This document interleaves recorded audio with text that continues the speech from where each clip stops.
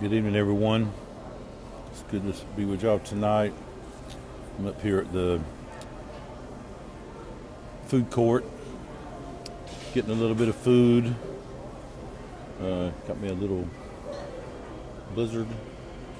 365 days of summer vacation. Cool enough. New York cheesecake. Yeah, New York cheesecake. Good to you. Don't know how good for you it is. I think it's good for you too, though. But hey, check this out. Well, I don't know if we can check it out or not. Maybe we can. Let's see. Can't flip that around. But see the decorations for Halloween. Cool enough. Cool enough. Oh, and caribou coffee. I don't know if it's backwards to y'all. It's backwards to me, though. Maybe it won't be. I was just reading some stuff yesterday, and I know y'all probably already heard about it. I'm sure the media has been covering it pretty well. It was in the Wall Street Journal is where I read it at, and kind of crazy. They're talking about, of course, kids being separated from their parents during the Trump administration in 2018. Want to try to pay per person $450,000, and I think maybe a maximum of $1 million per family or something, and they still got like 200 families they're trying to get back together. I hope you realize that that's going on 10 times as much now as it even was then, and at the same time in 2018 or during the Trump administration, those pictures that they showed you where they had the kids in the cages and stuff, where they were being separated from the parents, that was actually in the Obama administration. That was verified. Y'all know that. I hope some of you don't try to play dumb and think that didn't happen or whatever, but it's supposed to be because the Stay in Mexico policy, which cut down the number of people coming over here and kids coming over here and families, not families, coming over here. So I was thinking that was a progression to make it better. I've got to believe in my mind what's going on there right now is not making it better. I mean, they're finding 15 bodies a day on both sides of the border where people are dying, starving, getting killed, murdered. And the stats still continue to stay the same, that 80% of the young girls and women that have made these trips have been sexually abused in some form or fashion. So, to be hypocritical and to try to blame this on the Trump administration or whatever, I believe that the situation was a lot better. I mean, it's been said it's a lot better. It was tremendously better. Of course, we saw it until, January the 20th. And then all hell broke loose. People got turned loose to come up here. They were told, they'll tell you, all the way on the trail from wherever they're coming from to here, they've been interviewed, and they tell you that that's the reason they're coming here is because Biden told them to come on. It's time. Let's get on up here. We accept 1 million immigrants every year from all over this world by a certain set of standards that we try to set for people that come to this country. And plus asylum claims too, not just rush the border and come on in any way you want to, and also anybody that wants to come in, bring in anything they want to come in, especially the drugs and the fentanyl. Now it's like 200 times as potent as it was even in the past. It's crazy, and I think we were already losing 60, 70,000 folks a year for drug overdoses, and now it's over like 100 or 120,000 people per year. It's really the craziest thing I've ever seen in my life to even intelligently think that what's going on now has any kind of semblance of helping those people out by telling them to come this way and try to travel, Lord knows, I don't know how many thousands of miles it is. They're coming from all over South America. The Haitians, for the most part, didn't come from Haiti. They were living in Chile and other countries. They've got the papers because they're told to throw their papers away before they cross the border. They have to have them to get through Mexico, but they're told to throw them away when they get to the border. So they've been collecting all of that and all the wristbands that they have, and they actually, all the cartels have a different wristband they have on everybody. So it's nothing but what this country is taking part in right now is the slave trade. It's nothing other than the slave trade. It has the wristbands, and I saw one they showed where it's a small kid, and it's like, because the wristband is really small, it's like $200 on it. They actually have the price on it, and then a larger adult or teenager, somebody, the wristband was a little larger, it had $1,000 on it. They have different colors, different sayings, different emblems on the wristband for the different cartels. And I don't even know how many billions of dollars they're saying they have made already this year. It was like $250 million or something like that, just in the first quarter or something, or second quarter, whatever it was anyway. You can look all that up. But it's a tremendous amount of money for slave trade, and putting these people on the trail to come here, knowing that that's happening to these young girls and women, and probably the young boys as well. And if you notice, most of the ones that are coming in are, everybody keeps calling them military age. I'm just going to say they're middle to older teenage boys to young boys in their 20s. They don't have any families and stuff with them, and they're just flooding in over here.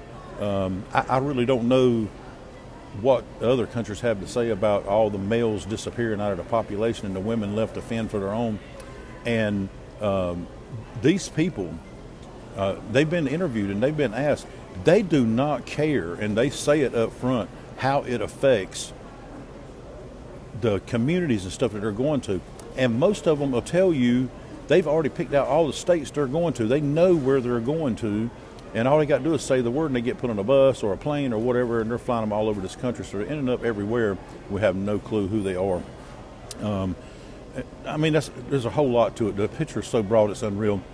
But the main thing is taking the American people over here where we have homeless people, veterans, people that are, fighting the drug situation, all that, and taking that money. We never hear them say a dime, one thing about helping those people out. And we're sitting here wanting to pay $450,000 to $1 million per family for every one of the families that they've been separated from their children, when you know good and well they cannot have a clue, when they don't have no papers or anything, that the kids even belong to the parents. So the safe thing to do, and the thing they would do for me and you, if they didn't think that a child belonged to me or you, even in this country as American citizens, they would take that child away in 1 second and put them somewhere until somebody could prove otherwise. They cannot even prove what is what. So is it safer to separate the kids from people that aren't even their parents, that they're going to just come over here once they find a place to go and stay?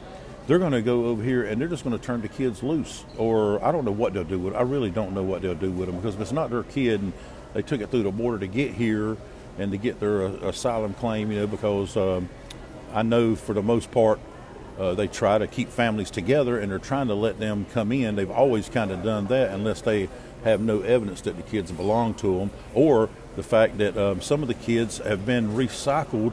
We take them away from the people they're with, and we send them back to Mexico. The Mexican government, whoever's supposed to find their family to get them back to their family, and they've been recycled and come back over here and given to another person that wants to come into the United States, and being caught again, separated again, carried back to or Mexico or South America, wherever they go to the government. They've got girls and little boys that have been recycled through the system as many as 20 times. I know you don't believe that. It's true. The agents will tell you that. I've seen interviews with, Lord knows, I don't even know how many agents over the last few years anyway, fighting this thing ever since, Obama left it wide open, and or in whatever situation it was in, and then trying to put a stop to it, during the Trump time, and trying to build the wall and the stay in Mexico policy and all that. And besides the fact that you can talk about that all you want to, but the Supreme Court during the Biden administration over the last few months has upheld the law. This is the law. We have laws for immigration. to stay in Mexico, and you're supposed to seek your asylum at a embassy in another country that you're in, and then if everything goes through there at the, say, the U.S. Embassy in Mexico, if everything goes through there, then you get brought over here, and then you get your opportunity. That's the law. That's the way it's supposed to work. And the Supreme Court upheld that stay in Mexico policy because it follows the law, and told Biden he had to do that. And Biden is thumbing his nose at the Supreme Court, even though that was, I think it was a 6-3 decision or whatever. You can look that up. And there's been another Supreme Court decision about immigration that he's thumbed his nose at, and he's not going to do it.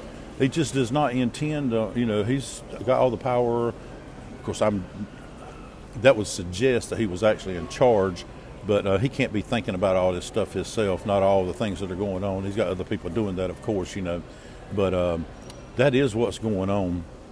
And it's a shame that they're taking money that we pay in taxes. It's not even up to us. It's not lawful, because they shouldn't have been here to start with, and they would have never had them or themselves separated from their kids. And I'm sure that happened because there's so many kids that don't belong to families that get separated. You've got to have probably many occurrences where families do get separated until they can figure out what's going on. But the way our system is over here, you let them into the daggone country, and they take the kids and they send them off to, say, Wisconsin. Then they send all the adults over to Tennessee. Then they send, it's just all over the place the way they do it. There's no semblance of control in the whole system. That's why the system is made to let about 1 million per year in. Anyway, I didn't know if y'all had heard about all that, and I just have to say it's very disappointing. It's disheartening that we're not even mentioning anything about all these other people that need this help and this money. It's upwards towards $1 billion they're talking about setting aside. They're not even going to let the case. These cases are in court, so they got a chance of being adjudicated. But the Biden administration is not going to let that happen, because he just wants to settle them out of court and just then work out a plan to pay them a ton of money. Wouldn't you love to have $450,000, especially if you worked all your life out here for 30 years supporting this country and all the immigrants, everybody that's come in here, and the government and everything, doing what you've done all your life and your family? Wouldn't you love to have $450,000 as a retirement plan just for you? Not many people that retire, I dare say 1 in 10, maybe even worse than that, it would even think about coming close to having $450,000 for some semblance of retirement, so they could live a decent life in retirement. So just there's no equal justice in our system, our laws, no equal punishments, no equal outcomes. I don't even understand why they would want to pay people that kind of money. Just get their kids back for them. If they really love their kids, they'd be tickled to death to get those back. I can, if I could get my kids or whatever, if I was in that situation, I think I could get my kids, back, in a loving home or safe or whatever. And they already get more money for coming over here, just as a general rule, in all of the different help that they get from, Medicaid, food stamps, welfare, and all that. They actually get more money and are given more money right up front than even an American citizen can get. So they're already getting more money to come over here and living off of us for ever how long. And they'll continue to get it until somebody takes it away from them. But anyway, it's just very disheartening and disappointing. And that's just one thing out of all the dozens of things that have been turned upside down that make no sense whatsoever. Anyway, thank you for sitting with me for a few minutes. Trying to keep it down below 15 minutes anyway. If you had 15 minutes to spare, you got to this point. And if you will, subscribe, like my channel, and just try to get it out to more people. All the like does is the subscribing, it moves it up on the list, of the number of views it might be able to get, so more people can see about it and become knowledgeable about what's going on. Maybe some people will do a little bit of research. Anyway, this is all for Kick 'em All Out. Have a great day.